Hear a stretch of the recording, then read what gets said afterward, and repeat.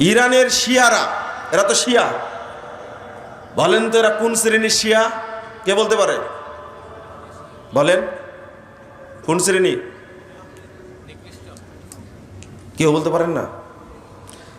শিয়াদের মধ্যে নুসাইরিয়া আছে, ইসমাইলিয়া আছে, বাতেনিয়া আছে, রাফেজি আছে, অনেকগুলো প্রকার।